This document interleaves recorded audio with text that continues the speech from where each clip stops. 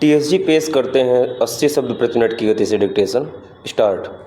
सभापति महोदय, मैं पुनः इंडोनेशिया आने पर वास्तव में बहुत प्रसन्न हूँ और विशेष रूप से इसलिए कि मैं यहाँ चारों ओर बहुत से परिवर्तन देख रहा हूँ।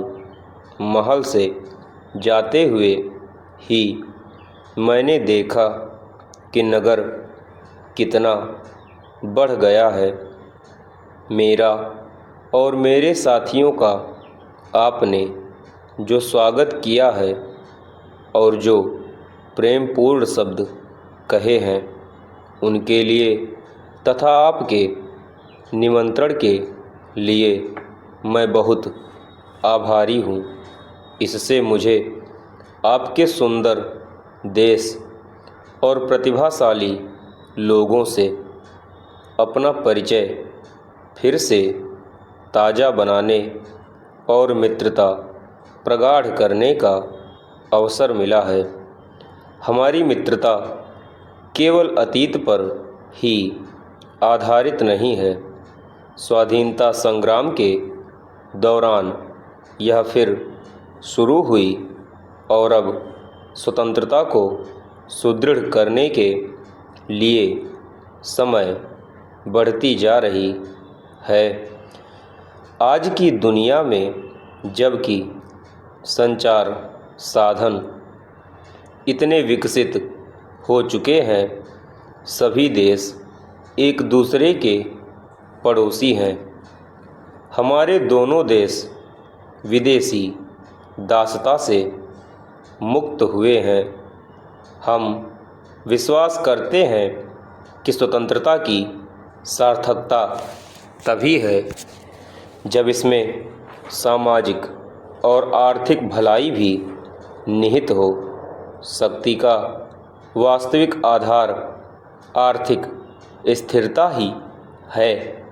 इसलिए कम विकसित देशों को आर्थिक दृष्टि से सशक्त बनाना सब राष्ट्रों का पहला काम होना चाहिए।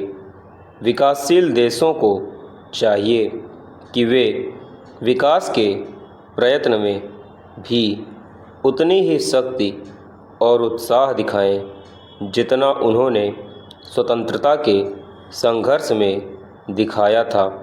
विकसित और समृद्ध देशों को चाहिए कि वे गरीब देशों की सहायता करें।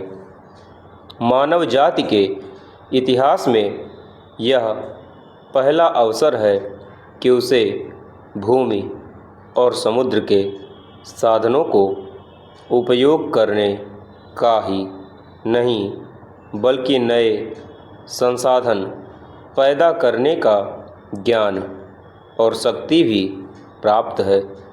सब लोगों के लिए अपार साधन उपलब्ध हैं और आपस में एक दूसरे से मुकाबले की आवश्यकता नहीं, लेकिन यह परमावश्यक है कि ये संसाधन समान रूप से सब में बांटे जाएं। इस तरह के सर्वतोमुखी विकास से केवल हमारे अपने अपने देश की जनता की ही भलाई नहीं होगी, बल्कि इससे शांति और मित्रता का एक नया और अनोखा वातावरण पैदा होगा। हमारे देशों को आर्थिक कठिनाइयों से जूझना पड़ा, लेकिन अब वे उन पर नियंत्रण पाते जा रहे हैं। मुझे राजभोज के दौरान आपके राष्ट्रपति से यह जानकर बहुत हर्ष हुआ कि इंडोनेशिया ने खेती बाड़ी में बहुत उन्नति की है। हमने भी भारत में केवल कृषि ही नहीं, अन्य क्षेत्रों में भी काफ़ी प्रगति की है और प्रयत्न में लगे हैं। पूर्ण विराम समाप्त।